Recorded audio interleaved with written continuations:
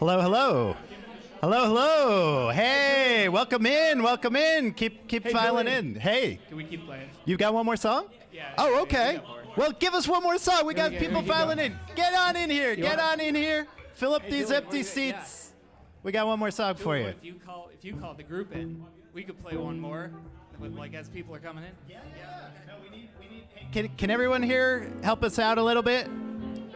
You can hear it. Okay, we need to shout to the folks out there to come on in. Okay. This is gonna be an impromptu jazz. Can we do on the count of 3? We're all gonna say, "Come on in." All right. 3, 2, 1. Come on in. All right.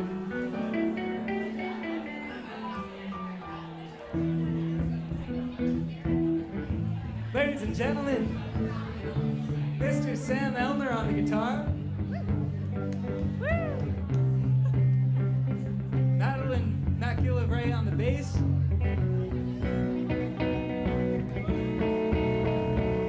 Mr. Jeffrey Almonte on the drums. On vocals, Carolina Aguilar and Julie Bergstein. I'm Ben Walcon. At first I was afraid, I was petrified. I kept thinking I could never live without you by my side. But then I spent so many nights just thinking how you did me wrong, and I grew strong, and I learned how to get along. And so you're back from outer space. I just walked in to find you here with that sad look upon your face. I should have changed my stupid lock. I should have made you leave your key. If I had known for just 1 second you'd be back to bother me. Oh, now go walk out the door. Just turn around. Now you're not welcome anymore. Weren't you the one who tried to break me with goodbyes? Did you think I would crumble? Did you think I'd lay down and die? I will survive, yeah, as long as I know how to love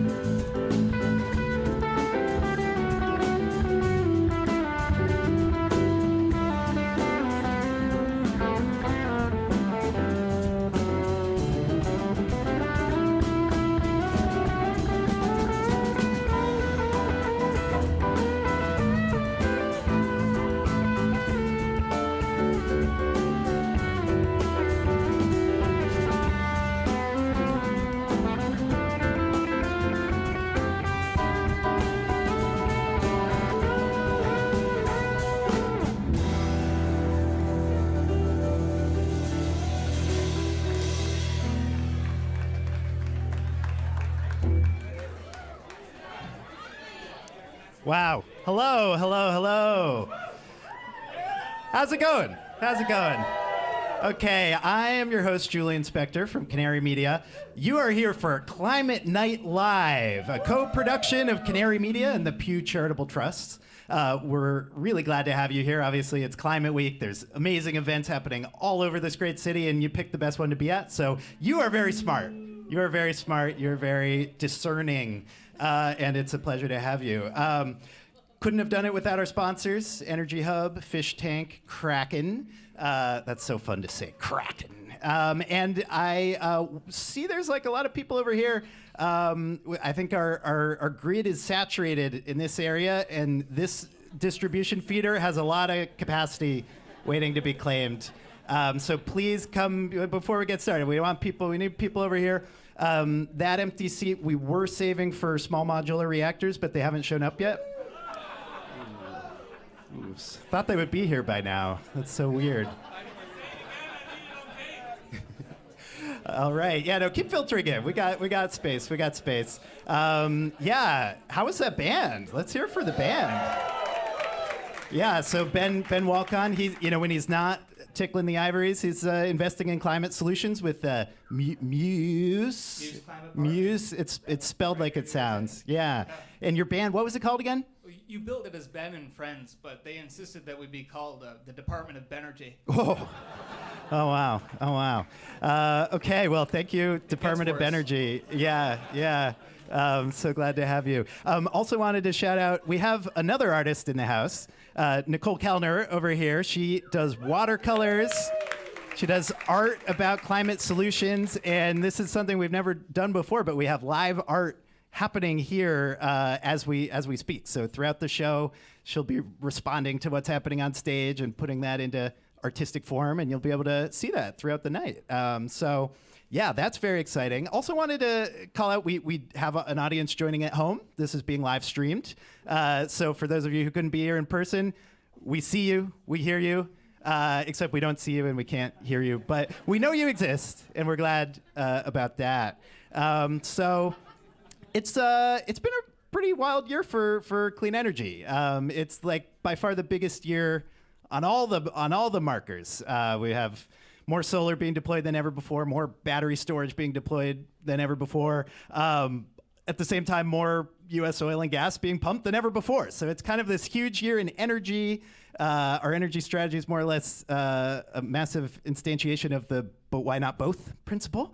But we're here tonight with a lot of the kind of leading thinkers in the policy space and politics, making things happen with clean energy, and we're going to give it that Canary Media treatment. Critical, fact-based, digging into the issues, interested in practical takeaways, like how do we actually do this? How do we actually move, the country in a cleaner energy direction? I think This is good. It's our first time doing it with a live band. It's our first time doing it with live art, and you're here. So like embracing that spirit of liveness and possibility. And I think with that, we can bring our first panel. I'll introduce them first, and then they'll come out, and you can give them a great warm round of applause. So first, our moderator, my colleague, New York's own Maria Gallucci, senior reporter with Canary Media. This one's going to be all about equity-centered climate solutions that can reap community benefits. So she'll be joined by Dr. Cecilia Martinez, Chief of Environmental and Climate Justice at the Bezos Earth Fund, as well as Clare Redden, the founder of Solar Stewards. And you might know him from climbing impossibly high cliffs without any wires. Alex Honnold, the founder of Honnold Foundation, who is spreading solar around the world. So let's give a warm round of applause to our first panel.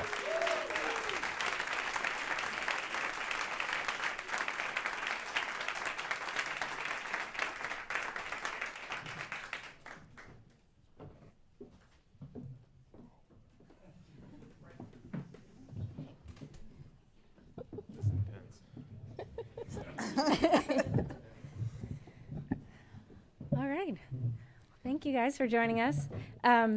So we know that the energy transition is well underway in the US and globally, but we also know that this transition is not reaching many people, especially in marginalized communities, and that the benefits are still distributed unevenly among different demographics. So to the group, what are you all doing differently through your philanthropies, organizations to bridge that divide? And what have been keys to your success when it comes to centering equity and climate solutions? We could just go down the line to start. Sure. Hi.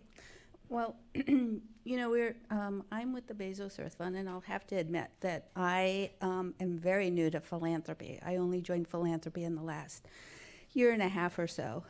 Before that, I worked in government, and then before that, I was actually part of the community, ran community organizations. And I think one of the things that I've brought with me this entire time on all different sides of the issue and the problem is that oftentimes philanthropy and government carry certain assumptions about what it means to work with communities. And those assumptions are, for example, that just because you build partnerships, that and historically those partnerships that have been built, the assumption is that they're always good. When in reality, communities have faced partnerships that have been very detrimental to them in the past. And so it's our job, I think, to really understand and reflect what has been the source of harm of certain partnerships and working with communities in the past. Not all solutions have benefited everybody. We all know that there's inequality in the world. That's a fact. We can't ignore the fact that we can't escape that fact. The question is, what are we going to do about it? And so I think one of the really key things that we need to think about is how do we build new partnerships and engage with community and solutions that from the get-go involve their interests, involve the values that they bring to the table, and also that will repair the harm that has gone on in the past. Not all the impacts of climate change are distributional. Not all communities face the impacts of climate change equally. And it's important for us to recognize that and do something about it.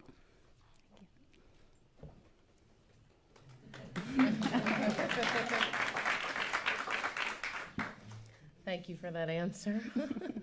Dana Clare Redden, founder of Solar Stewards, and our approach as a social enterprise is one that really wants to involve the private sector. I can think back to 2016 when a certain executive branch pulled out of the Paris Climate Accord, and we got to see the private sector say, well, you know what, we have our goals and we're going to move forward with those. And that was inspiring to me, being a professional in the renewable industry in the Southeast, where we didn't have a renewable portfolio standard from the state, and we didn't have any local incentives. And we really needed a little bit more leverage and strength in partnerships. And knowing that the private sector was moving forward on those goals, and knowing that some of my colleagues were doing amazing projects in, let's say, DC, where they have such a robust renewable energy credit market, we thought, well, geez, that would be nice to have here, especially for some of these school districts that, I would drive all the way there and, North Georgia and say to them, well, one day we'll figure it out. It's not penciling now. I'll be back. So that's really where the inspiration for social RECs came from, social renewable energy credits.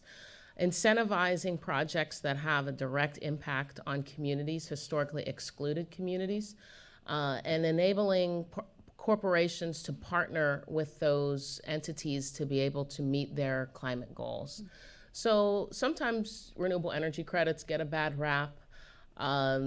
We haven't had any, scandals, let's say, like maybe the carbon markets have.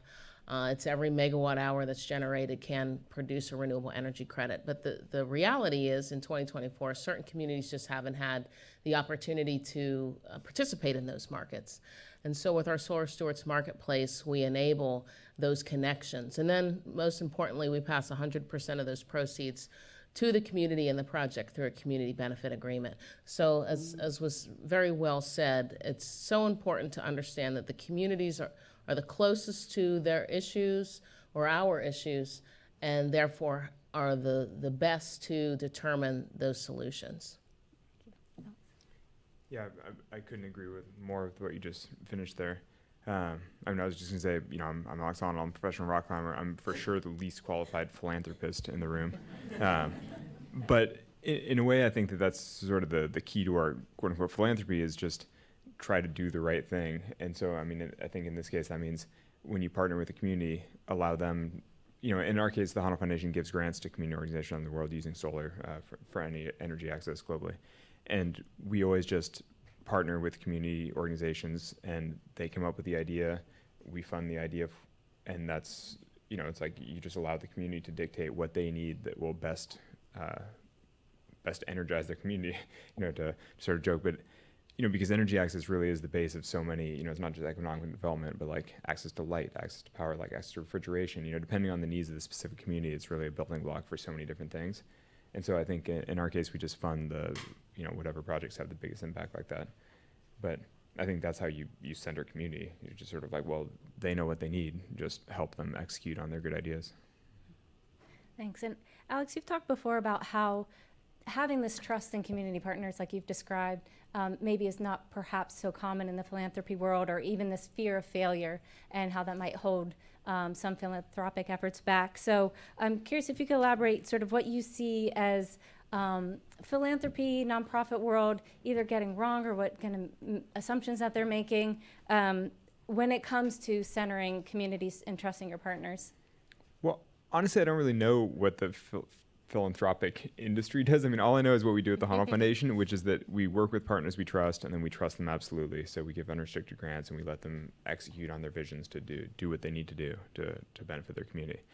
I mean, I think some of that stems from the climbing world, where you only climb with partners that you trust, and then you trust them with your life. So it's like you make sure you go out with the right people, and then you really trust them.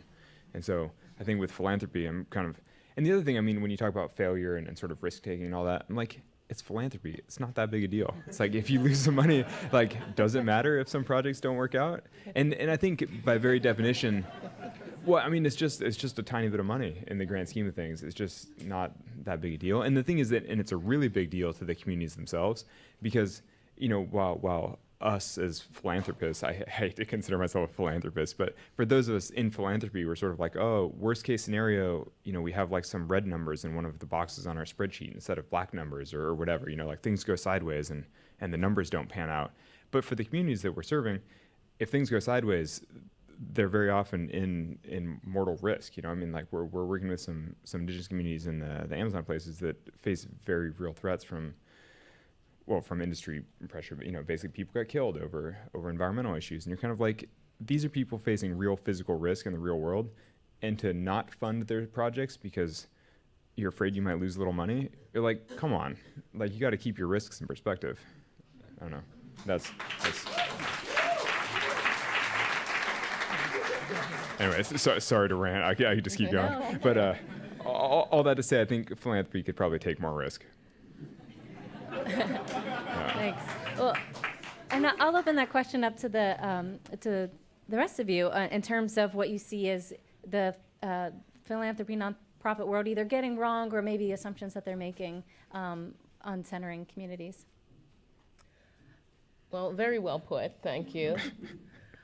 I see sometimes a mentality that's more of a savior complex than a partner complex. And certainly with this amazing revolution of renewable energy, what an opportunity to make sure that there's economic inclusion.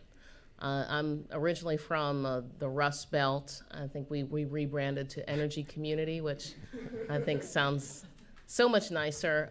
But that being said, you know, it's great to come in with a, you know, solution that's going to save a couple bucks on an energy bill. But what's really needed is those economic opportunities that really uplift families. So I'm talking about small business. I'm talking about women-owned, minority-owned businesses. We're told again and again that small business is the economic driver in this country. And sometimes, you know, in opportunities like this, that for whatever reason gets a little lost. And so I think that philanthropy can be very powerful in one, mitigating the perception of risk, and two, enabling those partnerships that really create those generational wealth building opportunities for communities, because we know that that's a core time for that. I mean, growing up in a community that just, you got to see the degradation and the depression. I mean, there is no time like now, and I just don't want us to miss this moment. Well, I'm in a slightly different position. So, and I know it's probably, you know, I don't know how to phrase it, but I work for the Bezos Earth Fund. It's not a small amount of money. It's $10 billion over 10 years. So it is a considerable investment that our fund is making in what we call the decisive decade. In other words, we need to make a change in this decade if we are really going to work to save the planet and save communities that are part of this planet. So there's a little bit of a different responsibility that I feel in that, is that being a good steward of financial resources and making the absolute best use of those resources at that magnitude. Again, I came from the community side. The zeros are a little bit of a shock to me as I'm on the philanthropic side. So it is important to be thinking thoughtfully about what have been the past mistakes, both on the governmental side and on the philanthropic side, that have been made that have led to the kind of situation that we're in today, which is that we continue to have a climate change problem. We are on a pathway for not meeting 1.5 degrees, and that we are seeing greater and greater inequality in some places across the world and domestically within countries and nations. And so I think what my program does, and my program is the Environmental and Climate Justice Program in the Bezos Earth Fund. That's a very significant program within a very large philanthropy. I'm not sure that every philanthropy has a program like this. Usually they integrate equity or integrate sort of environmental justice within their other programmatic portfolios. We have created a situation where that's exactly a focal point of our programmatic work, and that's very, very important. I think one of the things that I've seen, sort of having worked in the climate and energy field, is that we have had this bias in the past that if we could create national and international policy, if we can invest in policy advocacy, that somehow or another the problem will be solved. And if anything that we've seen over the last 4 or 5 years, I think, is that that's only part of the problem. We have seen in the US very substantial legislation and a very substantial amount of public resources that have been now allocated in order to address climate change and energy and vulnerable communities. But the policy isn't enough. Execution and implementation of those policies has to happen.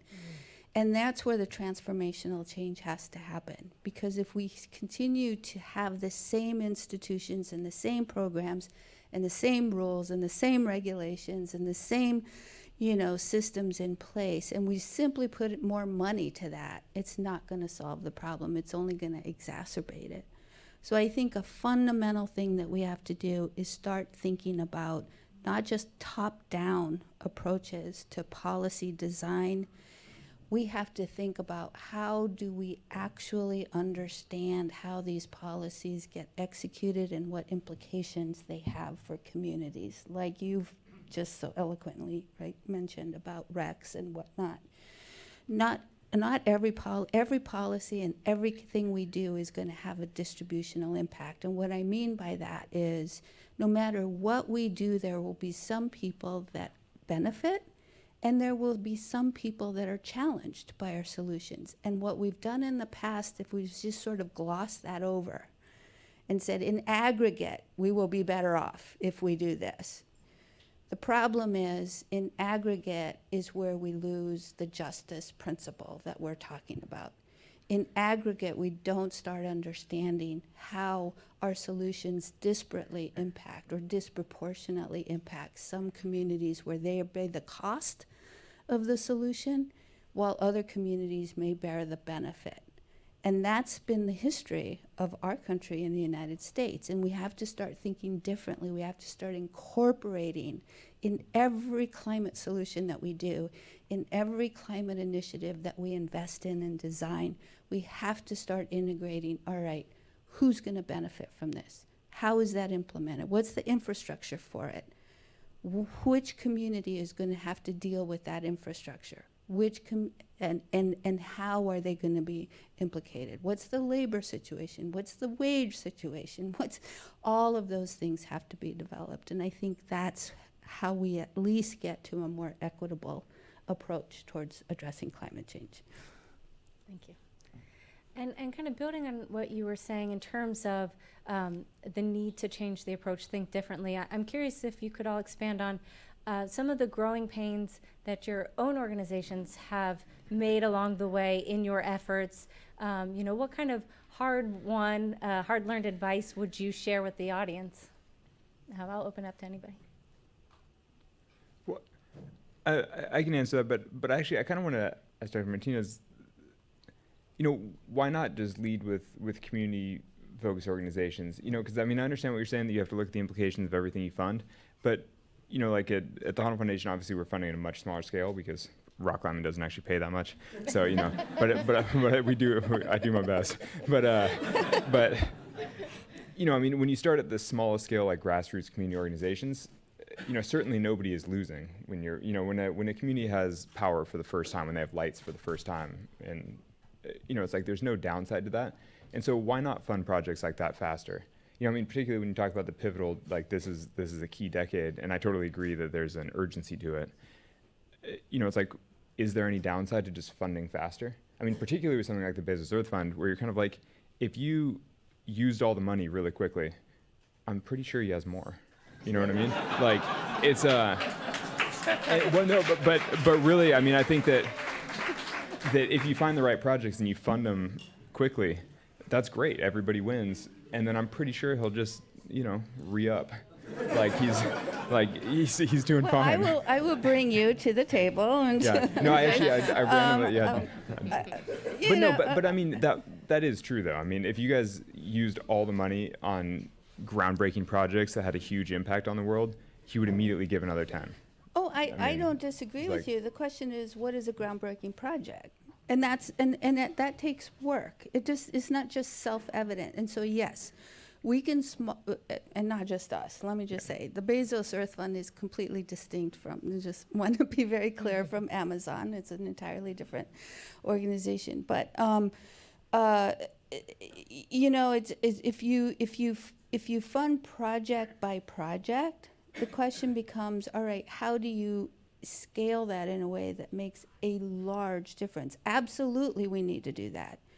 But in and of itself, I don't think it's sufficient to actually tackle the full problem of climate change across the globe. But so we do need to invest in every aspect of what it takes to build those projects so it's not so hard. So it doesn't become that communities are reliant on philanthropy to your point, reliant on philanthropy to actually have access to energy. That should be fundamentally a basic right that is part of the socioeconomic world that we live in. And yes, philanthropy can jumpstart it.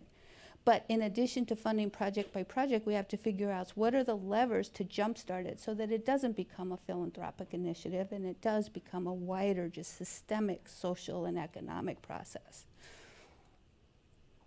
I can speak to some of those compounding barriers. We hear about the intersectionality of, all of this systemic oppression.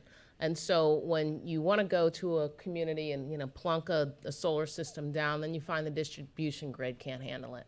Then you're looking for, the installer network, and you really can't find, the type of business that you want to really carry forth the project. And I do want to give a shout out to BOSS, Black Owners of Solar Services.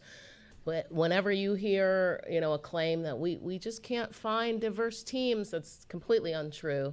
We're out here in numbers. We're growing in numbers nationally, internationally. And that goes out to all of my BIPOC business owners, ACOR Accelerate program, et cetera. But it is key to do a project, a quality project, and think about also the value creation. So when we look at if we can, introduce a project on our Solar Stewards marketplace, and maybe it is, funded by a philanthropic or some other opportunity. But then we can take those social recs and add all the value that the community really wants to see, whether that's workforce training or upgrading to a battery backup system.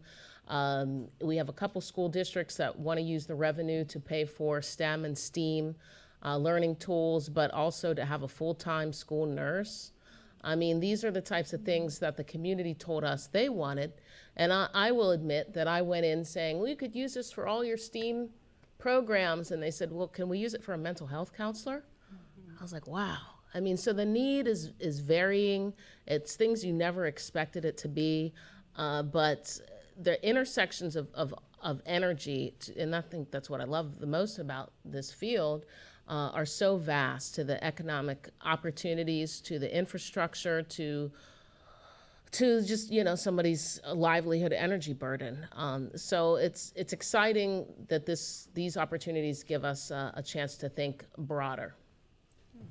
Maria, may I answer your actual question now?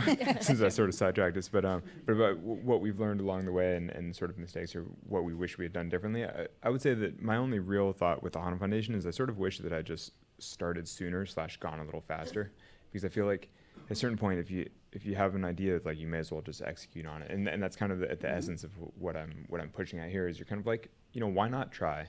Because worst case scenario, you fail, you learn, and you try again, and you do it better. I'm kind of like, when I started the Honnold Foundation, I had many years where it was just a very small scale donor advised fund, just me donating to a couple nonprofits, and that's great, but we've certainly scaled up over the years. And I'm kind of like, with a little more confidence, I could have done it faster and just had a little bit, a slightly bigger impact. And I'm like, that would be all positive. And so, I think that's kind of my takeaway, is that this work is time sensitive, and the faster we can do things, the better. Right, that sense of urgency in the work. Mm-hmm. And Dana, do you want to share any hard-won wisdom for the audience as well? Hard-won wisdom, sure. So timing, since we're on the subject of timing, corporates buy at a different timeline than communities come up with decisions. And I suppose early on, I just figured, we've got this buyer, we're gonna do this. It was a large amount, and our process for community benefit agreements, we like to think it's pretty accessible. If you've won any other grant, let's use those reporting mechanisms. We're not here to add more administrative burden. But the community just wasn't ready. Mm-hmm. And it came down to a real great learning opportunity to understand that education works on both sides. We've got to tell our climate stewards or members of our marketplace, this isn't, it's not jump how high and when you want it. Similarly, we have to tell our community partners, as we say in Atlanta, if you stay ready, you ain't got to get ready. So be prepared for these opportunities. And so that's what we took from it, but it was disheartening. And, I guess there's a certain element of privilege that you just kind of got to get past, to think, I'm coming in with this opportunity and everybody's got to, be ready for it. But that's just not how it works. And so it was a real great opportunity for us to explore our process, but also to introduce more tools in that community benefit agreement work to meet those communities, as the cliche says, where they are. Any last advice or Growing pains? Yeah, I mean, again, we're young, so growing pains a little bit for us is it's different. And I would be remiss if I didn't say we are moving money fast. I mean, when you have that much, that amount of resources to distribute in 10 years, obviously, we are moving it as quickly as possible. But for me, I feel that what the responsibility is not just to move the money, but to actually have the money be able to move and transform the way our society works. And I know that's a very large statement, but clearly things are not working environmentally. They're not working for women across the globe. They're not working for people of color across the globe. They're not working. And we need to figure out ways in which to make things work better. That's kind of what it means to be, in my view, to be a human being and to be part of a human society. I think for us, what we are constantly doing is seeing, look, how do we experiment? We take risks. We are not risk averse. We take risks, we try new things. Not everything works the way just like when you experiment, your hypothesis may turn out to be valid, and sometimes it may not turn out to be valid. And I'll give one example of a program that's within, an initiative that's within my program. We have a $400 million initiative in the United States called Greening America's Cities. And the whole intent of that initiative is to enable communities to have access of resources to green their spaces in their community. We all know what the value of that is. We know what it means to be able to have access to nature, and particularly for communities who have never had that access and are ridden with pollution and other kind of industrial enterprises that surround them, and have kids who have never actually seen a mountain or been out on a river. That's an important thing. And I think one of the ways that we've tried to experiment is actually to directly resource these community organizations. I don't think that's a natural tendency for philanthropy as a whole, though. Usually philanthropy tends to fund larger organizations or national organizations that have the capacity to do that work. We did it differently. We said we're going to fund community organizations themselves who have a stake in their community, who want to see that green space. And we're not going to dictate what kind of project they want. It can be tree planting. It can be an urban farm. It can be a park. It can be any kind of green space in a way that that community wants that green space to be developed. It can have cultural significance. It can have biodiversity significance. It's up to the community to decide. But we also recognize the complexity of what it takes. It takes permitting. It takes landscape engineering. It takes biologists. It takes all the kinds of resources to really create a wonderful green space for that community. So we're also funding technical assistance providers, but we're not funding them directly. We're putting it in the budget of community organizations. So they get to decide which technical assistance provider they want. They get to be the owners, the buyers of that technical assistance. Usually it's done the other way around. Mm-hmm. You fund the technical assistance providers to provide to the community, and they get to decide what kind of technical assistance they do. And then lastly, what we're doing is we're funding a whole set of community fellows and government relations people to be a resource to these community organizations, to be able to help and support in the way they have identified they need. If they need more funding, great. Fellow, you're on it. You need to help support that organization to get more funding. We're having trouble with permitting with the city. Great. Intergovernmental person, that's your job. You go help that community organization and work with the city government to resolve that problem.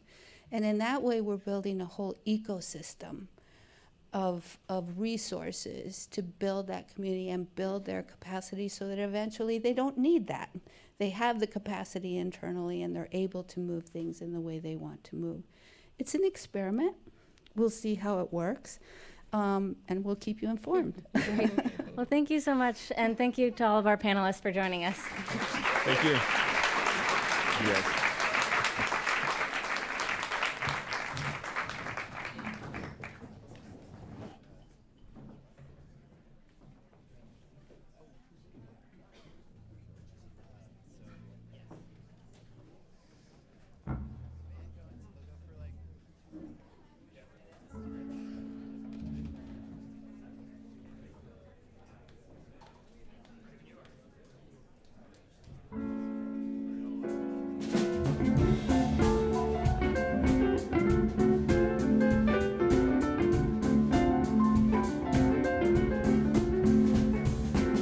Boards on the window, mail by the door.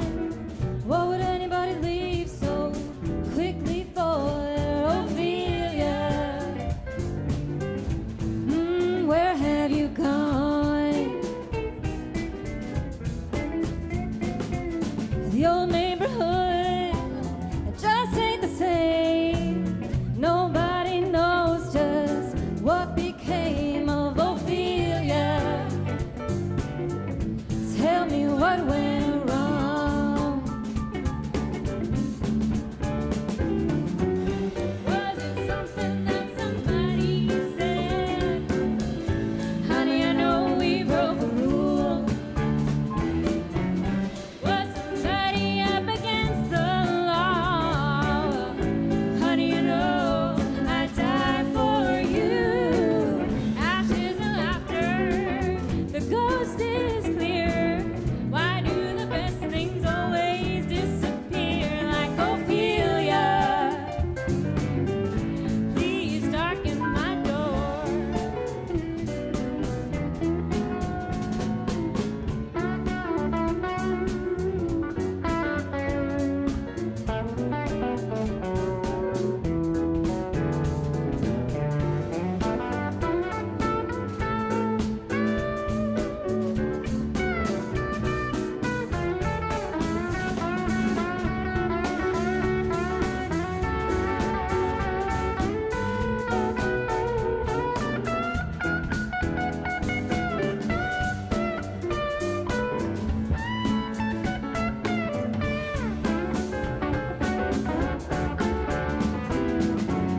Was it something that somebody said? Honey, you know we broke the rule. Was somebody up against the law? Honey, you know I'd die for you. They got your number, scared of running, but I'm still waiting for that second coming of Ophelia. Please come back home.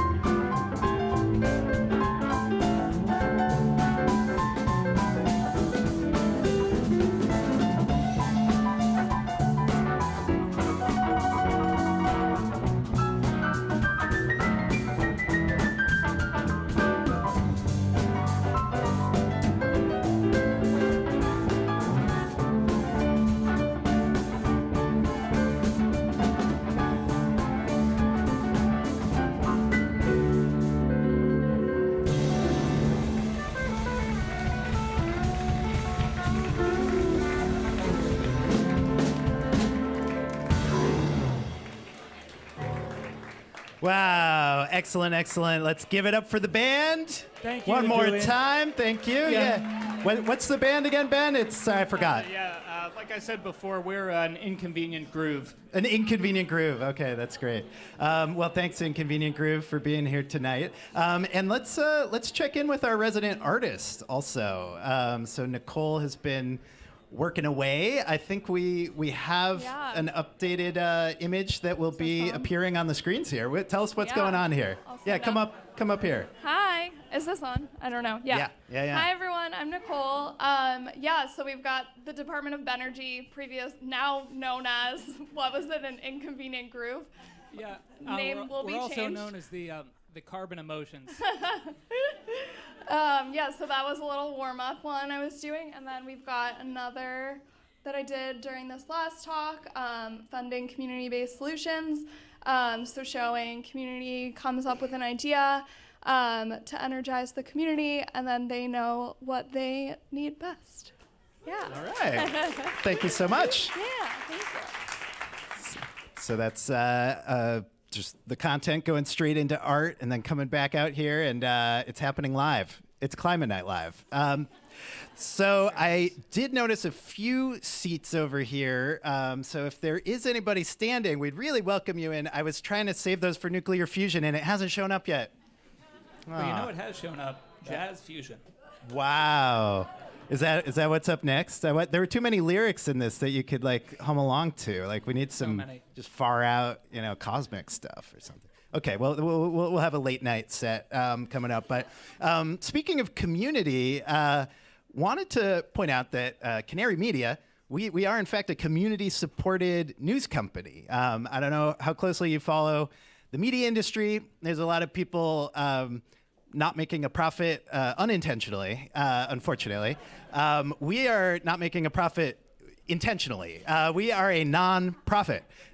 We thought the insights and information about how to solve climate change was too important to be, cooped up behind a paywall that would keep people away. We want anyone who's interested to be able to read it. And we are only able to do that with support from readers like you, with partners like Pew, for instance. And, it's an ongoing project. We're trying to spread the word, build a big community that likes this work and wants to see it continue. So tell your friends, share the stories. If you want to donate, that's always great too. So thank you for being here. And this next one is very special. We have overcome the gridlock of New York and the chaos of Climate Week schedules. And we have Secretary John Kerry. You might know him from the U.S. Senate or running the Department of State or being an envoy for climate and making sure the Paris Climate Accords can actually happen. Thank you, Secretary Kerry. And interviewing him, we have Mr. Tom Dillon, Senior Vice President at the Pew Charitable Trust. So let's give it one more big warm welcome for Secretary Kerry and Tom Dillon. All right, see you again. Let's hear it for the band. I love the band. If I was in a band, a garage band, it could have been the Beatles. But in whatever it was, I played bass. Yay, bass player. Where is she? There she is. I like that. Watch it. And if you go on YouTube and you YouTube John Kerry and the Electras, you can hear it all. Anyway, so great to be with you. Well, Secretary Kerry, it is wonderful to be with you Thank tonight. You. And I know that this audience is really looking forward to hearing what you have to say, and that you have been one of the premier environmental leaders in this country and around the world for quite some time. We know about your leadership on oceans. We know about your leadership on climate change, and particularly, of course, when you were the envoy for President Biden. And, I'd like to start with the question that is sort of the elephant in the room domestically, which is we have a wonderful and ambitious goal to cut emissions by 50% by 2030. And we know that the Inflation Reduction Act is making a real difference, as are other pollution reductions. However, we're still far away. The trajectory's off. And what are your thoughts about how this country can double down? Well, thank you. It's a great question. It's the heart of the whole challenge right now. We actually have the technology right now and could choose to deploy it right now, or certainly over the course of the next 6 years between now and 2030, when the target is geared to. It's about a 43% reduction base, but our target is over 50. So to meet what the scientists have said we needed to do, which actually is a little outdated now because we haven't been doing it, so we've got to catch up to that. So let's call it 50. We would have to massively deploy renewable energy right now and begin to do what we said we would do in Dubai, which is transition away from fossil fuel. Instead, there's an awful lot of fossil fuel projects underway, being increased, and if that, you could probably accept that or see a track on which that might work if it was accompanied by a plan for the transition, but it's not. So it's just new projects. And it is adding to the amount of emissions and making it harder for us to contemplate how we're going to reach net zero 2050. But, excuse me, folks, the big challenge here is this. I mean, this is not some abstract, you know this, I mean, it's not some abstract political philosophy of Joe Biden or, a bunch of NGOs that have importuned the administration. This is about science. It's about physics, mainly, and mathematics, with some biology and chemistry mixed in to sort of give you a sense of what's happening to the planet. But what drives the whole issue is a reality about what that science is telling us is going to happen and is happening. Now, every American has now lived under an extreme weather warning. Every American. And we have, you pick up the paper yesterday, I guess there was an article about, glacier sightseeing because people want to see them before they disappear. I wish they'd take that time to actually prevent them from disappearing. But, the fact is that from 1970 until 2014, the warming of the planet was linear. It was 0.18 degrees centigrade per year. From 2014 until now, it is 0.28. And we're seeing a massive increase of destabilization in the Arctic and the Antarctic, the Greenland ice sheet. And the best scientists in the world are telling us, hey, you guys aren't getting the job done, and we're approaching these tipping points. Now, some people like to scoff at that. We have a bunch of scoffers around the country who want to just say, we'll take care of it in the future. We'll do this. No, you won't take care of it in the future. And it'll be, by the way, far more expensive and disruptive. And so what we have to do is make the decision to transition. And in the doing of that, there are an incredible number of jobs to be created. And it is a bigger economic opportunity than the Industrial Revolution was.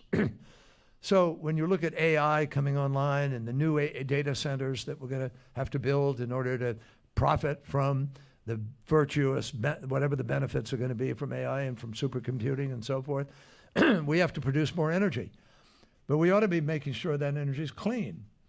And so a lot of people are sort of betting on a future that isn't there yet. They're saying, we'll get it in the future. And right now, let's provide enough energy and we just build out the next gas plant. So there are a lot of gas projects that are underway. I'm not inherently saying to you, you can't use gas in the transition. We can, providing it's really a transition. And that transition has to be, number one, it has to be a transition to the alternatives and to clean energy. And number two, if you're going to use the gas, it's going to have to be able to capture those emissions from gas by 2030 because we got to get to net zero 2050. And gas is gas. It is 87% methane. And it is 20 to 100 times more destructive than CO2. And right now, because of permafrost thawing and gases being just vented and flared, we're just burning some of that stuff, putting it out in the atmosphere. It's insane. It's particularly insane because it's gas they're burning and they could be selling it. I mean, it's actually worth something. So, what we need to do, folks, is focus in on this transition and get really serious about it. I believe there's a lot of money to be made for companies that want to be carving out this new future. I just saw 3 of them earlier today. One's dealing with fusion, the other one's dealing with new batteries, better storage, and the other's dealing with geothermal. This is the future. And if we embrace that future, as we embrace transitions in our economy a number of different times since the 1800s and the Industrial Revolution, we are going to win this battle. No question in my mind. But we are running out of time. We've got to bring our options to scale, and we've got to do it faster. Thank you, Secretary Kerry. You were lead negotiator for the Paris Accord for the United States, and as you've said, the U.S. in some ways is a leader on climate change, but there are a lot of issues, and you just articulated many of them that we have to deal with. And do you see any areas where we could be exporting ideas, where there are bright spots that you have noticed that you think other countries should be learning from us? Well, in terms of climate? On climate. Yeah, sure. I mean, just look at the 3 things I just talked about. We're the leaders in those, and we have yet to deploy them.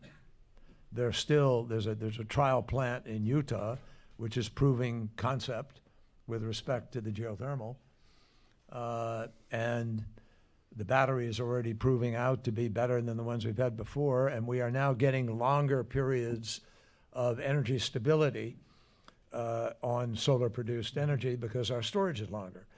What we need to break through to is, several days of storage. Once we've done that, folks, we win. We absolutely win this battle. If you have storage capacity, that's just a question of how costly is it going to be, how much is it going to cost you to get what you need to have the balance. But take Germany now. Because of the cold turkey cutting off the gas by Putin, Germany made the decision to go into renewables whole hog. And they're at about 50% deployment. Here's a big industrial country, makes a lot of automobiles, makes steel, has heavy industry, and they're 50% plus into renewable right now. They buy some nuclear from France, which is a little ironic because they shut their own nuclear. I'm not sure where the virtue is in all of that, but someone may find it.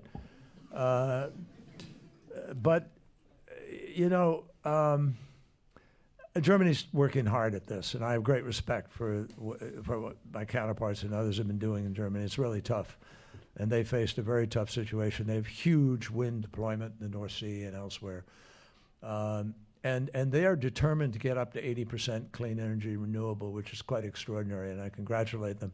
Way ahead of the United States and a lot of other countries that are trying to be virtuous. So I think that the United States shouldn't be arrogant about any of this. We're behind in some things, we're ahead in others. We need to do all of the above right now. Yeah. And we need to be holding, joining hands and arms and marching together to do this and affect this transition. And Europe, writ large, has done much better than most parts of the world. Secretary Kerry, of course, much of this needs to be done, through leadership and movement of the corporate world in this country. On the other hand, there is an opportunity with distributed energy, and there are a number of people in the room who I met just before this event started who are working on distributed energy. Pew is launching a new initiative on distributed energy with states and on state policy. However, this country is only at 2%. 2% of our energy comes from the democratization of energy, solar panels and battery storage that households and communities can create. But there are other countries like Australia where 10% of their energy is created by distributed energy. And you were a U.S. Senator from Massachusetts and have dealt with, local politics and national politics. And what is it that people in this room can do to work with communities on that kind of democratization? Well, the first thing you can do is vote people in and vote them out.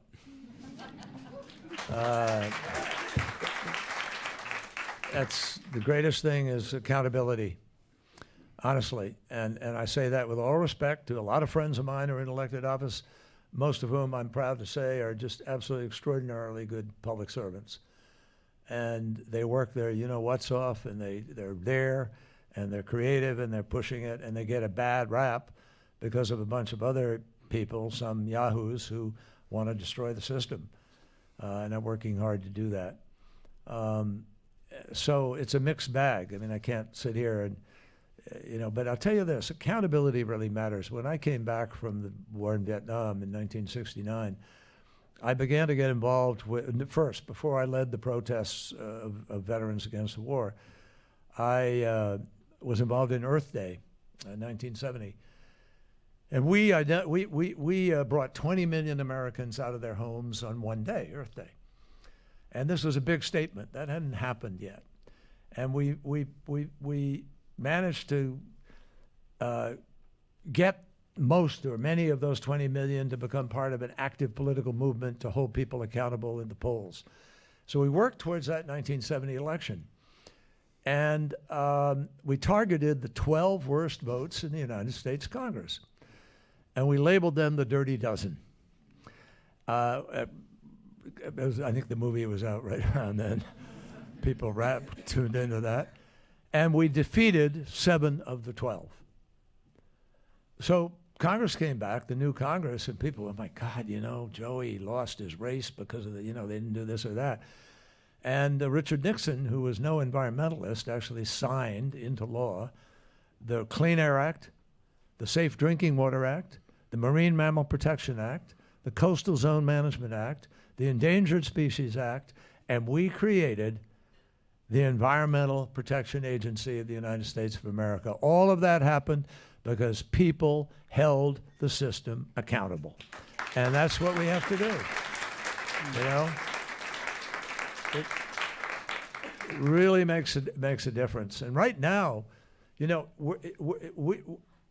most of the analyses of finance is the missing ingredient. We need finance to make this happen. We need to be deploying these new technologies as rapidly as we can. And the finance is not going to come from the government completely. Why?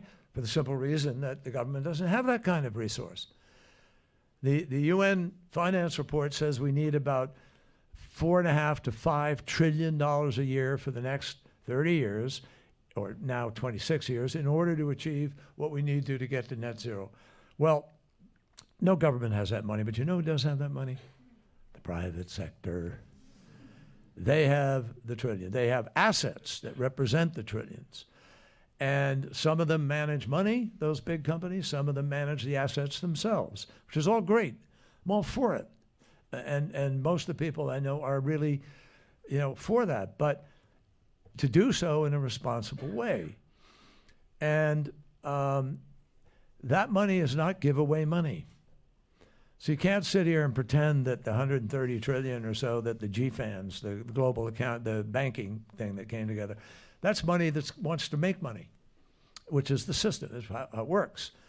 And that goes back to the 1800s. I mean, that's where, Rockefeller, Carnegie, Mellon, all this big money came from people who invested and built out America, whether it was the train system or whatever.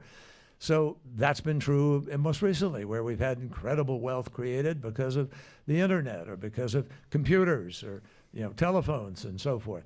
New technology is going to do the same thing in energy. We have to rebuild America and build out a new energy grid. And why can't we do that right now? Politics. We have a permitting crisis. It takes 10 years to get the permits for putting some of these systems out there. And on that, can I ask you a specific question, Secretary Kerry, which is on permitting and on building, which is not something the environmental community has always done a lot of, right? There's been a lot more going against construction. But as you've said, there has to be a lot of new building in order for the clean energy future to occur. What about offshore wind? It's great. And the UK, has shown, how it can come to scale. What's needed in this country for it to get to scale? We need to create the permissive deployment of that at a rate that allows people to be able to finance it and make money. And what's happened is, because of the permitting slowdowns and because interest rates were high, it made it very difficult for people who had a business plan, to make that business plan work. And they couldn't go in and get the additional financing. It was too expensive to borrow. And so there's a cause and effect in all of this. And we have about 2,000 gigawatts of electric energy backed up for permits at FERC, which is the Federal Energy Regulatory Commission. If we could release that, we would bring down emissions. We would deploy faster. And then the market sort of takes off. Now, I'm convinced, I'm really sure, I'm confident about this. We are going to get to a low carbon, no carbon economy at some point in this century. We will. Why? Because we have to. Because if we don't do it, we're really cooked. I mean, literally cooked. And so we're going to get there. The issue is, will we be smart enough and tough enough and creative enough to get there in time to avoid the worst consequences of the crisis? And right now, we haven't answered that question. And so we need to, all of us, be much more focused on how, if you're a lawyer, help work on the permitting. Take some court cases. Do some things that are going to push. If you're a financier, help find the money. Help people put it together. Find a way to cushion the deployment. And, there are all kinds of ways people can help here.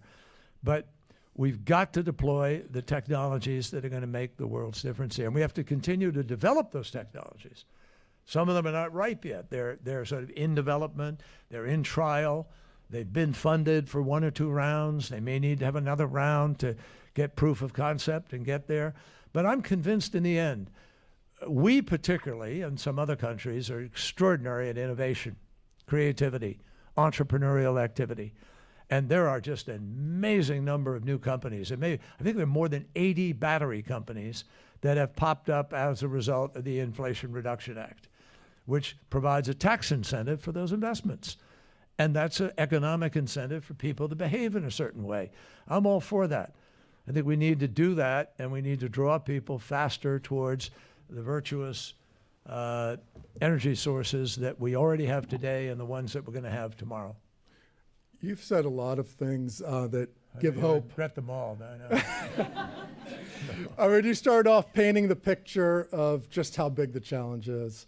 But throughout, what you've said tonight, you also gave a lot of bright spots and hope. Yeah. And I wonder, what is it that gives you the most hope that you would want to impart to I'm this an optimist. audience? I mean, I really am an optimist because I've seen bad situations be turned around, because I was lucky enough to get back from a war and felt a special responsibility to try to make a difference and to make sure that we honored what those folks had given their lives for or lost limbs for, et cetera.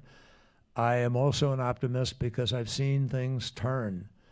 John McCain and I were very different backgrounds in coming to the Senate. He as a prisoner of war for 5.5 years and me as a protester.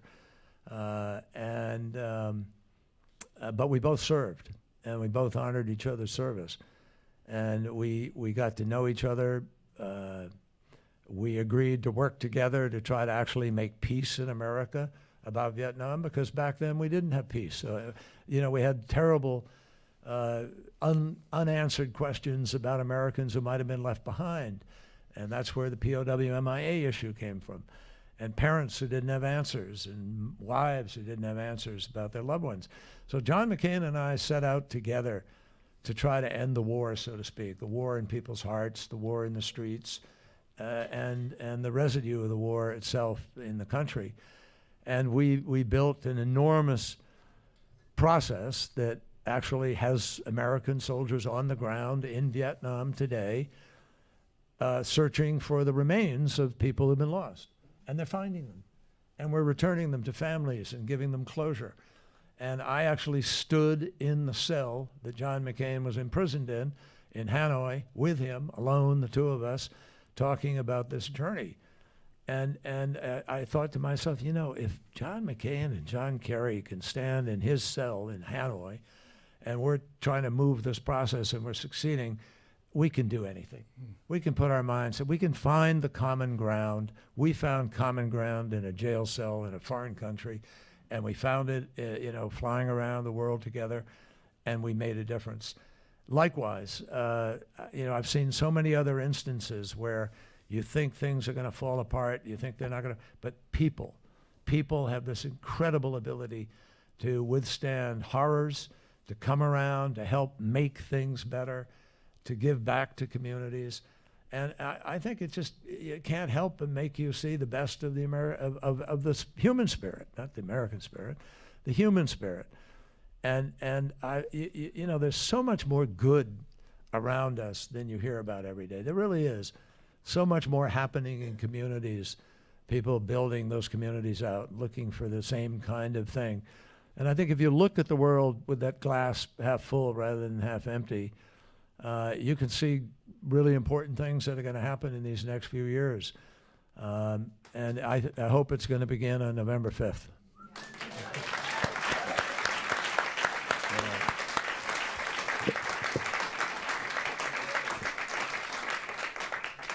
Thank you, Secretary Kerry, for all your words tonight, for all your service to this country and to the world on so many issues that go beyond the environmental issues, but for us tonight, particularly on combating climate change and everything you've done to be a leader. My pleasure So and thank privilege. you. I'm told my daughter, who is a filmmaker, is here somewhere. Is she here?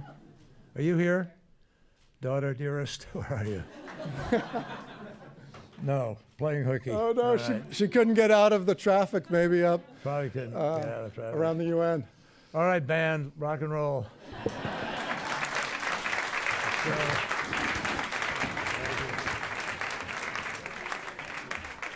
And stick around after this musical session. We've got one more amazing panel for you. So with that, a little more tunes.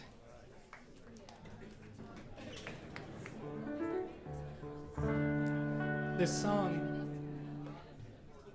song was written by an environmentalist in the 1970s.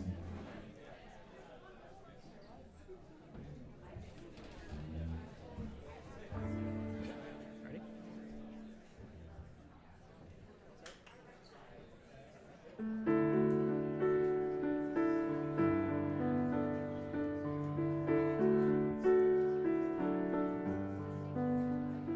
Well, I dreamed I saw the knights in armor come and saying something about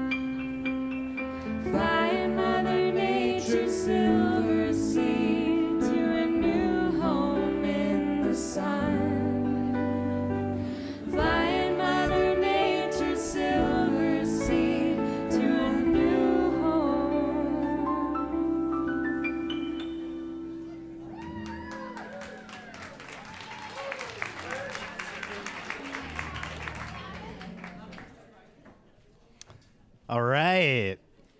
Once again, let's hear for Ben and what was it? The heavy metal straws. The heavy metal straws, you know? It's divisive. Not everybody likes it, but we're fans. I tell We're you a little fans. bit about the band. You know, Sam on guitar and Madeline on bass were actually able to update their instruments to electric using IRA funding. They previously played on gas-powered guitars. Jeffrey can actually still play the oil drum. It's incremental progress. That's what we need. It's taking steps forward. They're bridge instruments. They do have bridges, right? The guitars. Okay.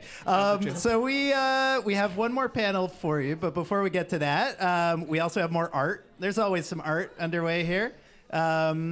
What do we got going on? There was some heavy concepts in that last one. Some deep American history perspectives. Eh? But how could I not draw John Kerry playing the bass? Of course. And I did invite him to pick up an instrument, but he insisted he hadn't rehearsed enough yet. So next time. But yeah, what do we got here? So we've got rebuilding America and building out the new energy grid. There's 2,000 gigawatts of electric energy backed up at FERC, and we need to deploy those faster. And we need several days storage for renewable, and if we get that, we win. Yeah. Okay, excellent. It's all right there. We got a game plan. A few other exciting announcements. I mentioned that Canary being a nonprofit that kind of like dictates certain things about how we operate. But we had some news today, actually, doing something that nonprofits don't often do, which is M&A activity. We have now officially merged with Energy News Network, which is an excellent nonprofit. So we're very excited about this. They've been out on the ground in all these different regions of the U.S. putting out just excellent work, boots on the ground, getting that local and regional perspective on the energy transition. And now we're gonna, work together, broaden the team, put out more great articles, more coverage, and stay tuned for kind of the updates on how that's going to work. But we just put that news out today, and we're very excited about it. So let's give a welcome to Energy News Network. Just join in the fold. Very excited to work together with them.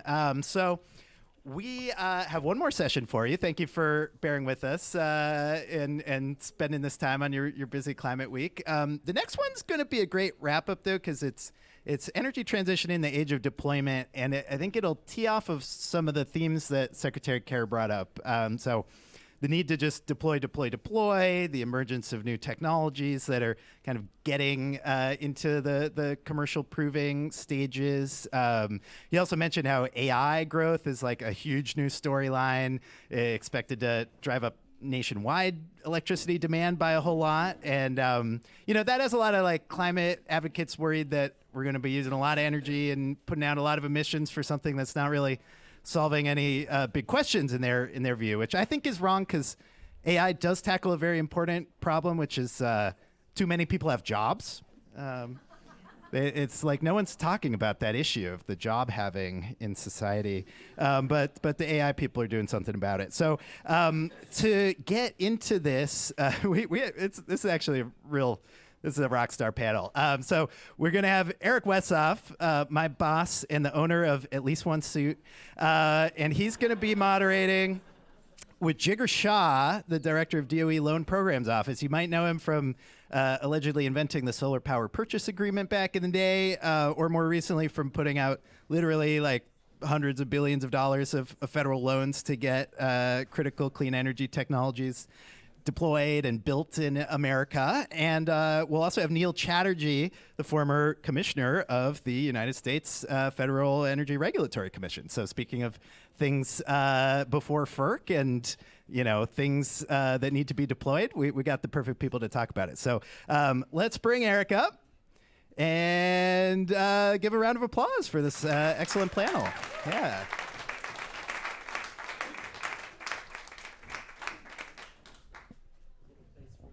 No. Size order. I'll sit here.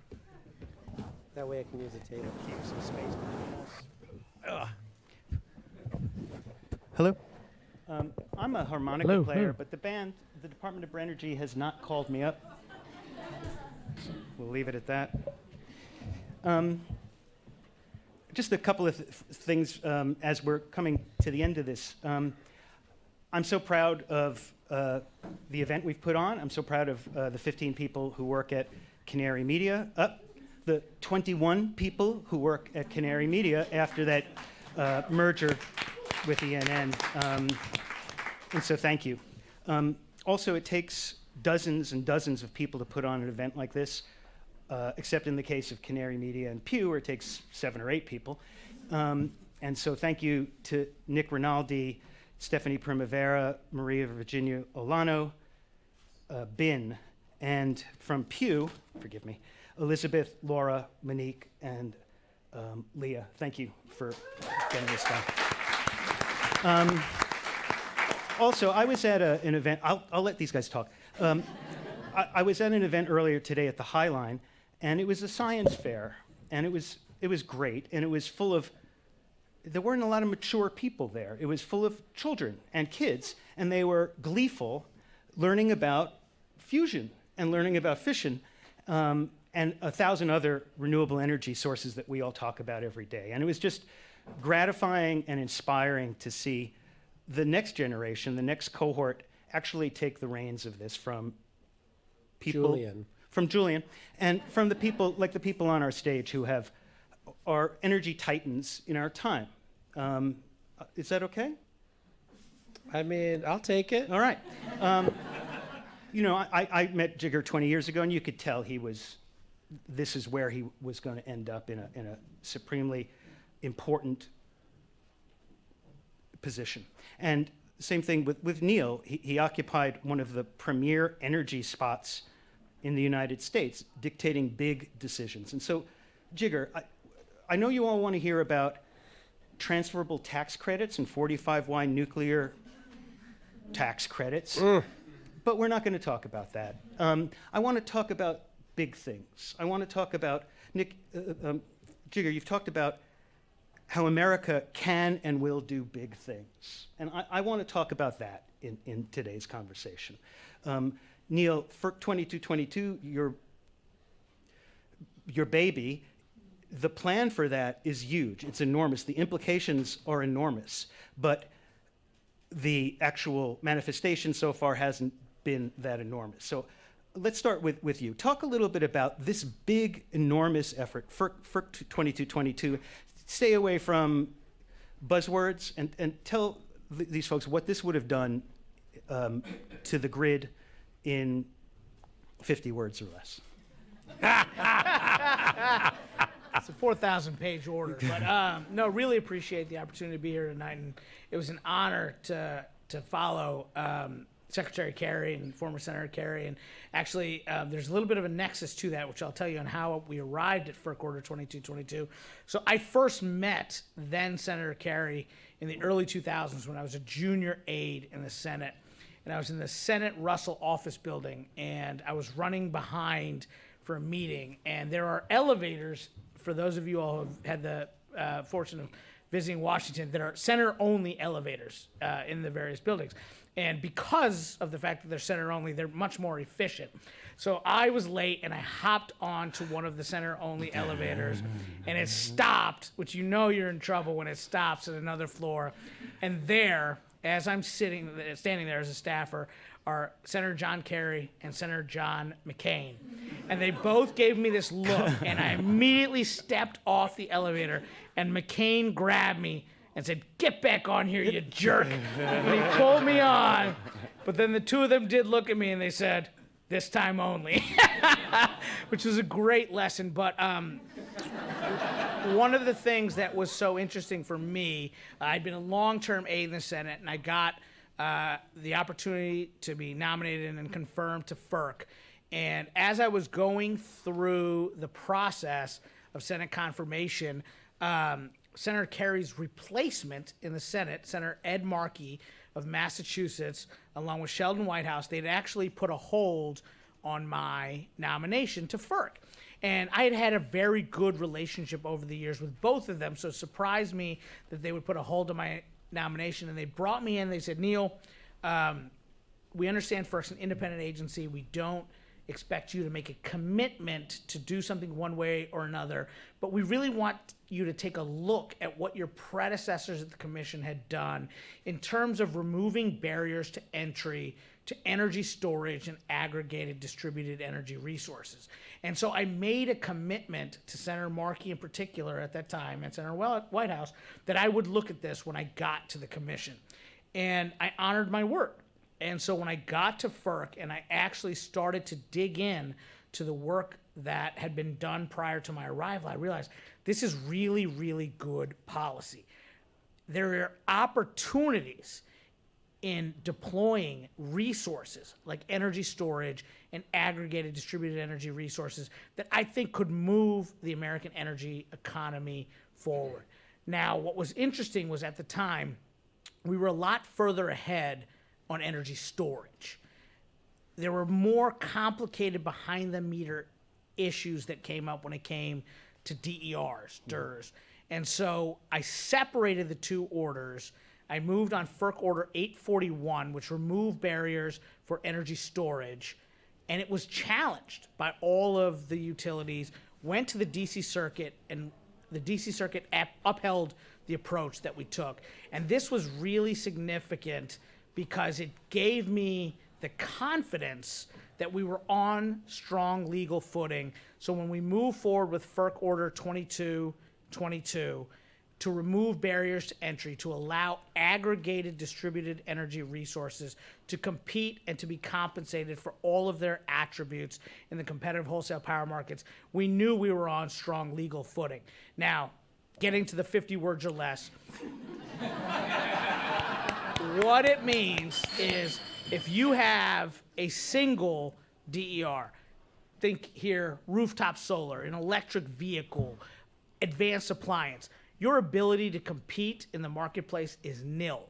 But if through the power of technology and aggregation, suddenly you can harness thousands and thousands of distributed energy resources, then you're competing against the power plant down the street, and you're actually doing it at the point source of demand, which gives you an advantage. And I truly believe that FERC Order 2222, when we look back, could ultimately change the way that Americans generate, distribute, and consume power in this country. And I believe 10 years from now, we will look back at this landmark FERC order and say it was the most significant thing that this agency could do to advance decarbonization while maintaining reliability and affordability. And I'm really proud of it, so much so that people ask me all the time, FERC 2222, how'd you come up with this?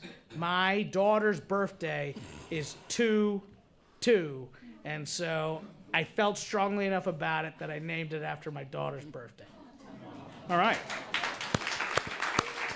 So I'm trying to just pay attention to the last 50 words. That's essentially a VPP. It's a virtual power plant. And we don't want to overdo the buzzwords, but DERS is not gibberish. It's simply some solar panel refrigerator that's in a demand response situation, or a battery that's on your wall. Yes, that's what we're talking about, and we're talking about making that part of the wholesale market, despite the fact that the grid operators haven't been exactly That's right. cooperative. And in the same way, I took up an initiative that had been brought on by my predecessors in the prior administration. There's been no greater champion of VPPs moving forward than this man right here. Okay, thank you for that. Speaking of VPPs and all of the other commercial liftoff reports that the Loan Programs Office, yes, has whether it be VPPs, advanced nuclear, advanced transmission, and LDES, right, long duration energy storage, you are a champion of VPPs. Why bother? Why bother? We have solar, we have wind, we have energy storage. What is the theory? What is the thesis? What is the overarching philosophy of why you're spreading this $400 billion around? Well, there's a few questions in there, so let me try to answer I think the one that you wanted me to answer. But look, I think when you think about where we are today, we have resumed a posture of load growth, right? A lot of that was expected by the Secretary and the President because they were trying to onshore and reshore manufacturing in the United States, electrify everything, right? So EVs and Steel heat building. pumps and all that stuff. For those sectors, it's actually pretty straightforward to get more out of the grid that we've already paid for using virtual power plants, right? So the grid that we use now is generally, depending on who you ask, right? The transmission grid is sort of less than 50% utilized.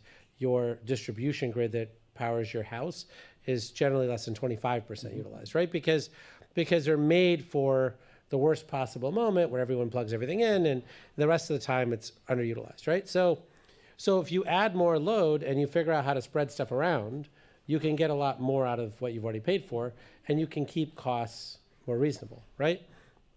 Now, there's clearly a cultural challenge, right? A lot of the utilities are saying, we basically make stuff, we transport it, and then once it gets to the substation, we actually don't even know what happens.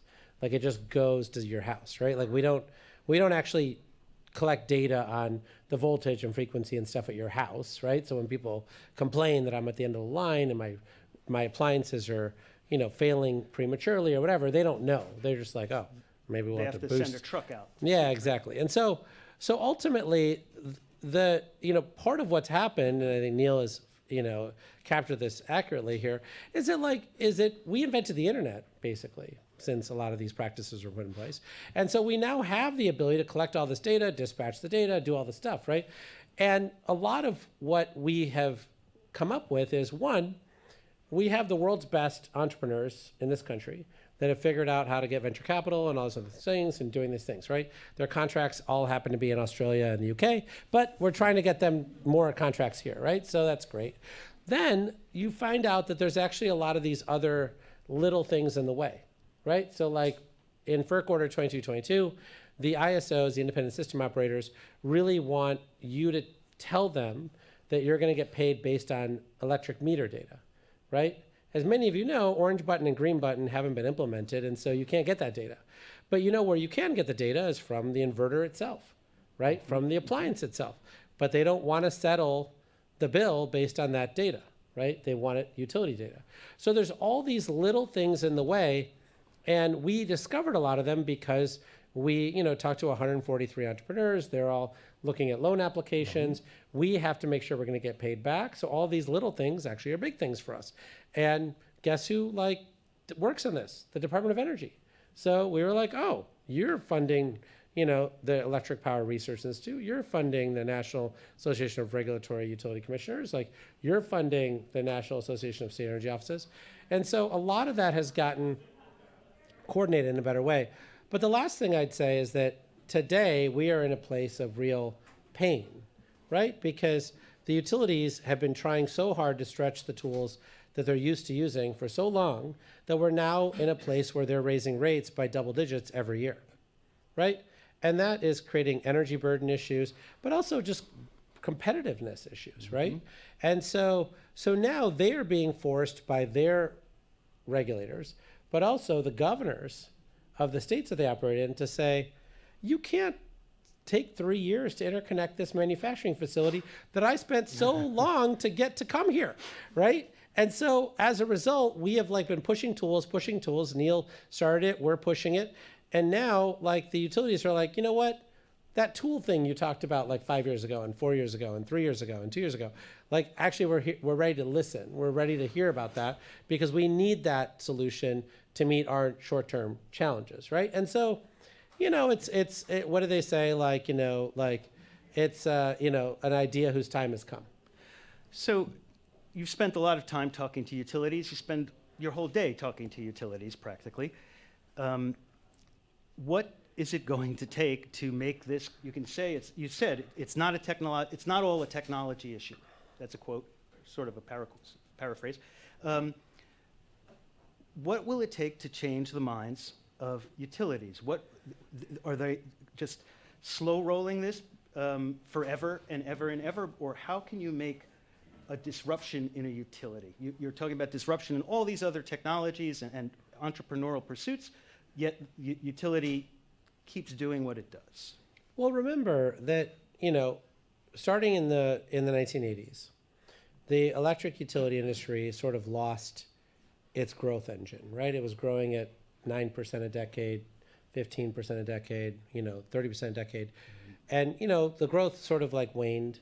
And then in the 90s, it waned. And then we really haven't had any growth since 2003. So by definition, the people who run utility companies are people who provide dividends to shareholders, right? There are no people who run utility companies who are like, I'm here to take a risk. I'm here to implement new technology. I'm here to figure out how to become prosumer. All the things that people have said, those are not the people you hire to run a utility company, right? But now you're in a situation where those people have been hearing from their investors that like, hey, you're not meeting the moment, right? You are now a growth stock. To the point where JP Morgan's infrastructure fund took Alliant public or private, right? So now some of the utilities are getting purchased by large infrastructure funds in New York, and they're being told, you know what? Like you can't do all the changes that we need you to do as a publicly traded company. We're going to take you private, bring in a growth CEO, and actually do all this growth stuff, right? And so that culture change is coming, right? But not because we've convinced them or whatever else. It's because they have to, right? I mean, when you think about just the voracious appetite for more megawatts that data centers have, and by the way, most of it's not AI, most of it's just cloud, just the growth of cloud, right? Then Bitcoin. Sure, Bitcoin, but it's just one of those things where you're in this situation where you have all these stakeholders, and the stakeholders are increasingly getting mad at you. So the shareholders are fine, but the regulators are not fine. The governor's office, right, which is economic development, which is the whole reason we gave them a monopoly in the first place, right, are not fine, right? And then your customers are not fine, right? And so you're in this situation where people are like, well, crap, my job is actually on the line if I don't figure out a way to make these other stakeholders I have happy. Well, perhaps at the turn of the year, both of you might consider roles at private utility companies. Neil, change utility culture in 50 words or less. So look, I actually think Secretary Kerry nailed this in the last panel when he talked about the tremendous economic opportunity that is before us when it comes to decarbonization. I think decarbonization is the single greatest monetary opportunity of our lifetime. And so I think to Jigar's point, these utilities are going to recognize that. They're going to feel that. Their investors are going to demand it. Their consumers are going to demand it. And that, in essence, will, I think, drive the change in behavior when they see that as the cost of distributed generation starts to come down, as the cost of clean energy starts to come down, as consumers who nowadays, with these devices we have in our pockets, we are more and more in tune and aware of our energy consumption, they're going to start putting pressure on utilities to embrace innovation and embrace change.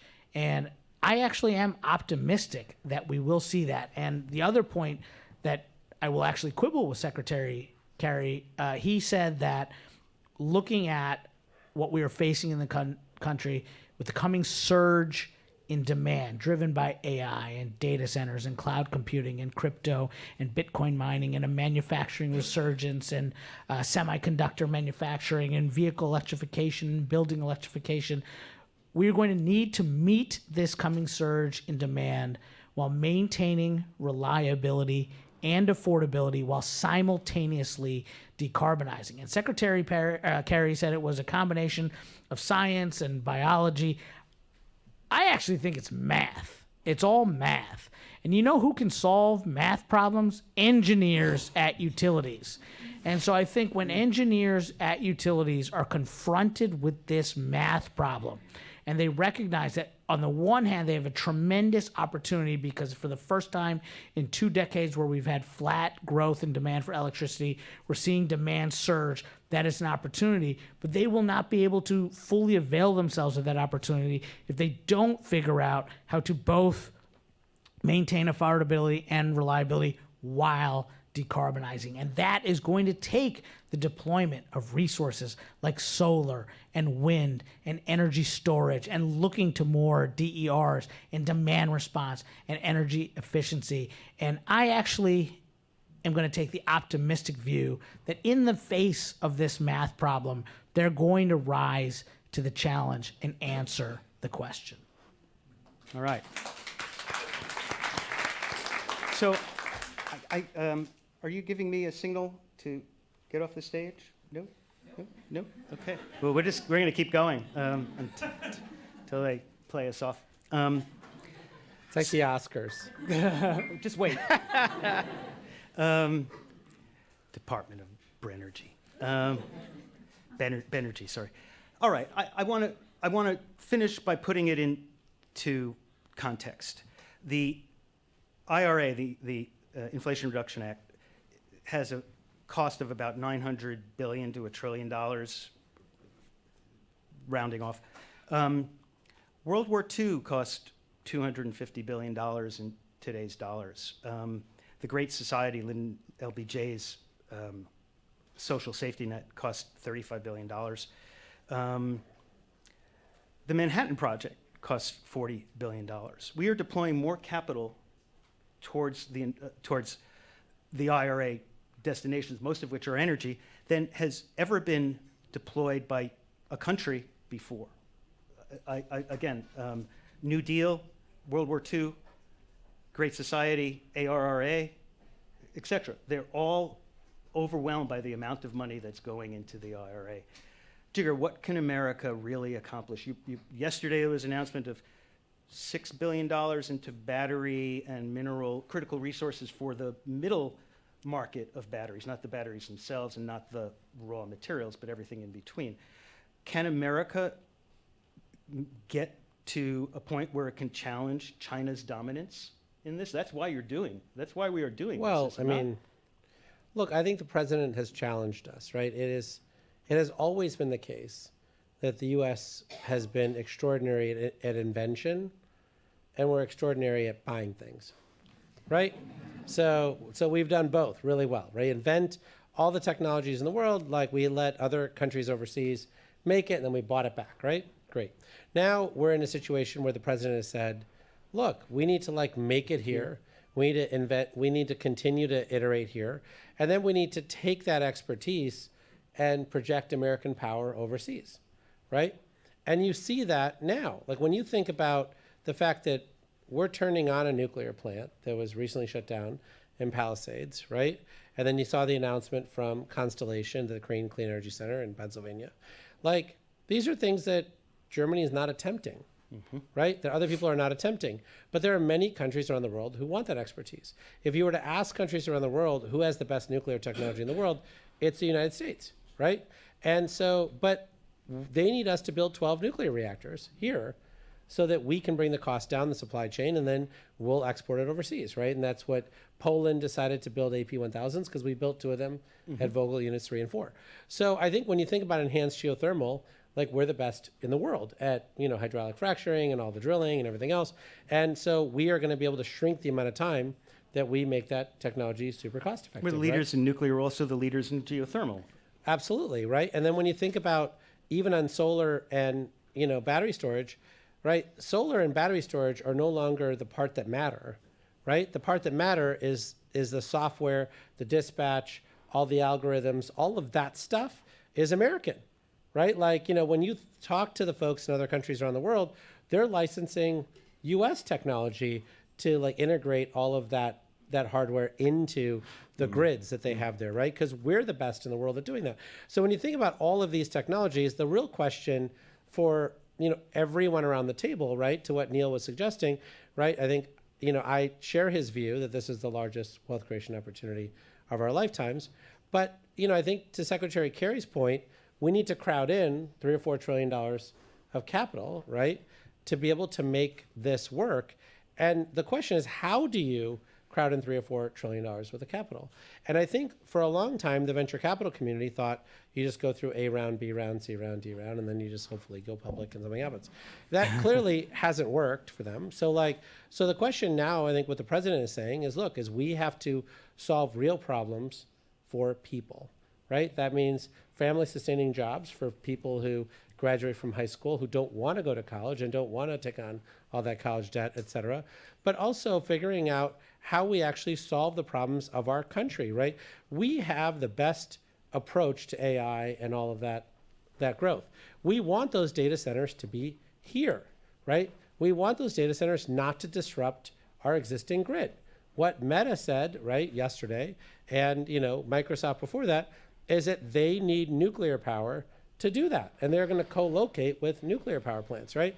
Now, again, we're private sector led, government enabled. So that's not me telling these trillion-dollar corporations, thou shalt do things with nuclear power. They have come to their own conclusion through RFIs, through all this other stuff. And then the question becomes, how do we do it right? Because in the past, we've had cost overruns. We have had all these issues with mega projects. Guess what? There are best practices on how to do mega projects well. What it normally means is you have to spend 10% of the entire budget for the project up front before you break ground and plan properly, right? Guess what we're doing now? That, right? And have a design finished. Well, totally, right? The Vogtle nuclear plant didn't have a finished design when we started. So we're in this situation right now where it's not that we can't do big things. We can, right? But somehow we have decided to tell ourselves that other people around the world, are better at this commercialization scale-up thing than we are, which is patently ridiculous, right? And so I think the president has asked people to get their mojo back. And the Loan Programs Office is the vessel by which a lot of that conversation is being done. And the liftoff reports represent... That would have been a better name. Well, I mean, give me 4 more years. Okay. But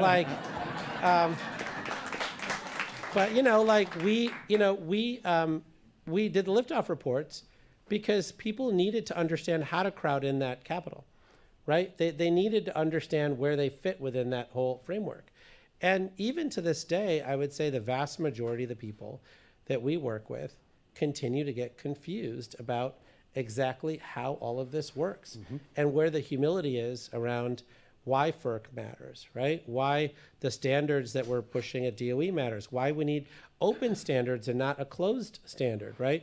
Why you don't want the refrigerator on one standard and your water heater on a different standard, right? All these things, right? These closed gardens that people want to do, et cetera, they're in the way, right? And so we are working to get America to do big things, and we're on track, but it's a lot of work. If I can close on that in 50 words or less. Please. So honestly, I think one of the smartest thing the Inflation Reduction Act did was invest in domesticating the supply chain for a clean energy future. And what Secretary Perry alluded to in the prior panel was that politics is interfering too much in some of these complex energy-related decisions. And here we have on stage, Jigar's a Democrat, I'm a Republican. To me, looking at the underlying policy that was in the IRA, it's actually not controversial. And I actually think it would have gotten bipartisan support, but for the manner in which it was enacted, which was through budget reconciliation, which is a complex legislative tool designed to circumvent the minority party in the Senate. But if you actually look at the underlying policy, I think you would have had broad support for it. And what we're seeing now is the jobs of the clean energy future are actually being created in red states. And what I truly believe, and I don't think I'm being Pollyannaishly naive when I say this, is we will get to a place where red supply is feeding blue demand. And I think that is going to start to take some of the politics out of the conversation around decarbonization, because I do think that is where we have run into some challenges here. But I am optimistic that there is that future, but there are going to be some complex things that we need to address. We got to build transmission and a lot more of it. We got to be able to get the clean energy to where it is sourced, to where the demand is. And that's going to require permitting and being able to build these things and figuring out how to share the costs of these things. But again, I come back to what I was saying earlier about this being a math problem. People ask me all the time, Neil, this seems really, really difficult. Like, how do you go to sleep at night knowing you have this complex challenge with an existential threat like climate change hanging over our heads? And what I say, and I don't say this to be flippant or funny, we need to make energy policy boring again. When energy policy is boring and you let the nerds sort it out, you get constructive outcomes without the ancillary drama. And I am completely convinced that if we can take the politics out of energy and allow smart engineers and mathematicians and physicians to sort this out, we can get there. And I will close with one thing. Regardless of what happens on November 5th, and I recently wrote an op-ed on this, and it should have been in Canary Media. I published it somewhere else. The IRA is going nowhere. Not a scalpel, not an axe. The IRA, there will not be a scenario, even in a Republican sweep of Washington, where there are 51 votes in the Senate to undo the IRA, because the benefits of that law are being felt in conservative Senate states and conservative House congressional districts. I'm telling you right now, bring me back next year if that happens. The IRA will still be here because it's too important to the future of the energy transition. All right. So we're going to stop it there. That was like 52 words. And now you know why we're still called the Loan Programs Office. That's the most boring name we could think of. Subject to change. Yeah. Okay, so Pew, who is a sponsor of this, specializes in nonpartisan presentations. And I think this was a really great example of cooperative, happy, joyful, gleeful, bipartisan panel. So thank you, gentlemen, very much. Thank you, Neil. And thank you, Jigar. And one more second. We have the opportunity to not only onshore this manufacturing, but to actually have some sort of a Marshall Plan where we actually export AP1000, not just the software that deals with DERS. And that's the big, huge challenge and opportunity that we have in the next 20 years. So thanks to all of you. Thank you.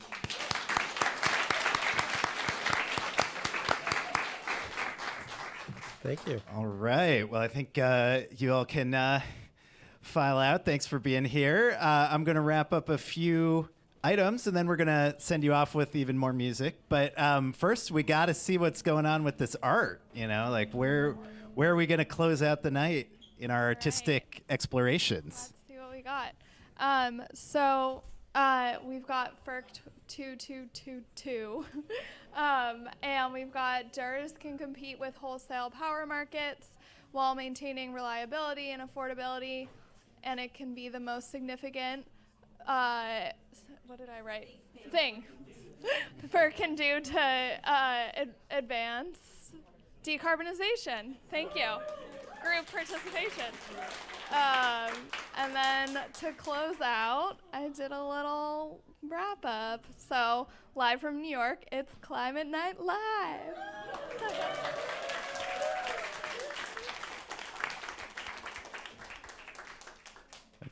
That's me over there. Yeah, well, you all have been the audience of our first ever Climate Night Live. Let's give an audience round of applause to yourselves for being here. I think just closing it out again, thanks to sponsors, Pew, of course, and Energy Hub, Fish Tank, Kraken, for making this possible on the financial side. I'd leave you with the note, there's a lot of challenges out there, but at the same time, solar's going to be like 60% of the new power plant capacity built this year. Things are really moving. We've had, the global temperature rise trajectory has fallen a couple degrees since before the Paris Agreement when Secretary Kerry was out there negotiating. And, we're not through the tough stuff yet, but there's a lot of reasons to believe this is chugging along. And I think calling renewables alternative energy at this point is like calling Taylor Swift alternative rock. Just doesn't really make sense anymore. So with that, what's this band again, Ben? It's we just changed our name to Twerk for Ferk. Hey, Twerk Julian, for Ferk. do you want us to yeah. do you want us to like play blues music while you thank people, like it's the end of Saturday Night Live or something? Okay. I mean, I can work on something like that. All right, yeah. ready? Yeah. 1, 2, 3. Oh yeah. All right. Well, it's really special to be here in New York with all of you. Got a big thank you to Mr. Eric Wessoff, giving me a job back in the day. I never could have been here without having a job first. Mr. Nick Rinaldi, he's our tall, shiny-headed fellow. He kind of dreamed this up. I remember he called me up one day. He was like, we should do a live event. We should get like a band like John Kerry and Alex Honnold. And I was like, yeah, sure, Nick. That's really lovely. That could never happen. But it actually, yeah, I guess we kind of did it. So, and then lots of other great people. Stephanie was at the door making sure all the right people got in.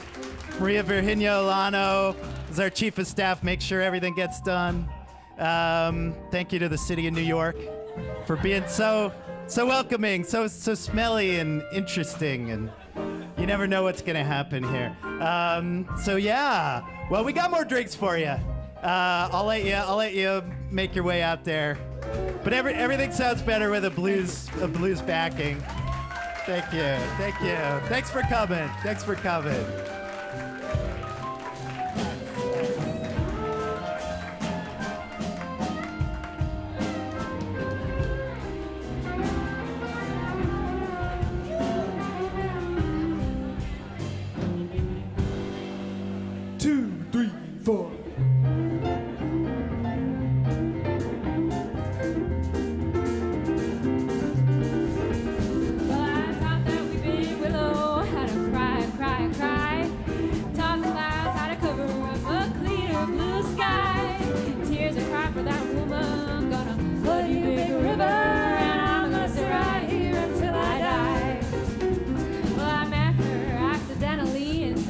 Minnesota.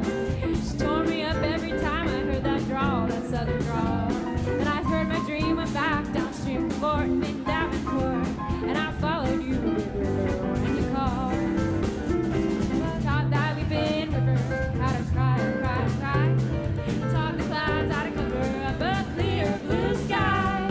Tears were cried for that woman, gonna flood you big river. And I'm gonna sit right here until I die.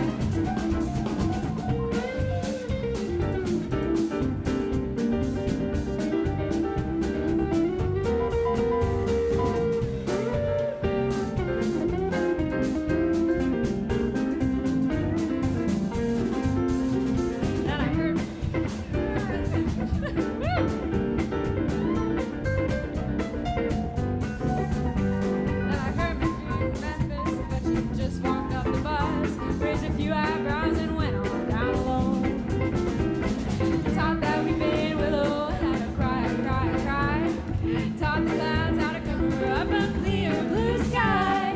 Tears will cry for that